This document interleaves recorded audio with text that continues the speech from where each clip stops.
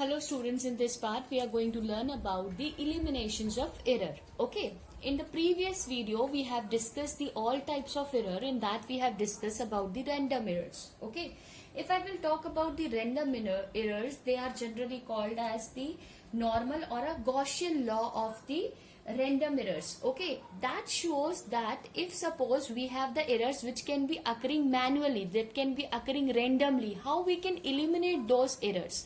So the elimination of the error can be possible by taking the arithmetic mean of all measurement can be taken as a true value of the measured quantity. What does it mean? For example, when we are taking the measurement, that time we have took the one measurement, that can be right or that can be false completely. But if for the same reading we will take the 1 time, 2 time, 3 time, 4 time, we are going to take the reading for the same, and when we are going to find its arithmetic mean, the average of it, that will helpful for remove the elimination, or that will help to remove the error from the measurement. So what we are going to do is we are going to do its arithmetic mean. So what its formula says, we already know, that is, if suppose we have 5 quantities, so that will be 5 quantities divided by 5, right? And this is the summation of I equals to 1 to n ai. Now, what is this absolute error? If we want to remove the absolute error, or what it is, the magnitude of the difference between the true value of the quantity measured and the individual measured value. Now, what you understand. For example, we have considered the value, some set of values we have considered, that is a1, a2, a3 and an. So, if I will take the sum of it, I will find out its average. Average value मेरी आ गई suppose 50 और a1 मेरा है 5. So how I will find out the absolute error? 50 मतलब आपकी ये true value हो गई. True value minus the quantity measured, the individual measured value.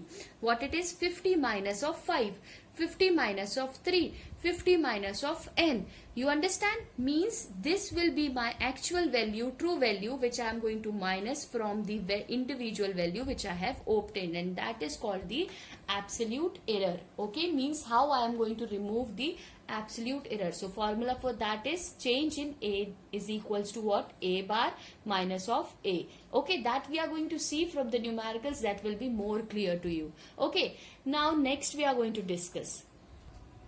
Now the next one is the mean of the final absolute error. We have seen, first we have calculated the arithmetic mean. Second one we have seen to find out the absolute error. हमने क्या किया? Arithmetic mean से minus किया किसको? Individual value को. Now for final absolute error, the absolute, the here you can see I have written that an means here, that is your arithmetic mean. The arithmetic mean of the positive magnitude of all the absolute error is called the absolute error.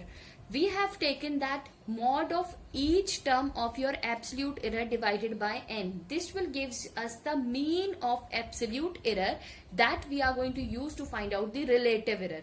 What is that relative error? मतलब जो आपका arithmetic mean आया है upon arithmetic mean of absolute error to the arithmetic mean of your individual error. That is gives us the relative error. Means that how much that error will be there in that calculation, that we can find out with this formula, the ratio of the mean of the absolute error to the true value, means the arithmetic mean we have found. So that is mod of a bar upon a. Now the last one we are going to discuss, that is the percentage error.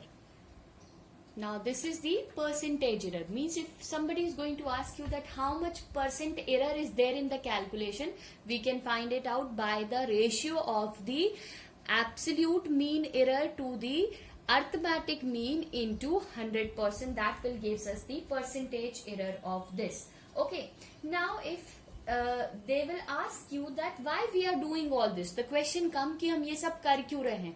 Because we have seen that there are the errors in the measurement. So this is the solution, that how we can remove that error from our calculation with the help of these formulas. Okay, now we are going to start, and even today also we are going to use this method for removing the error from the calculation.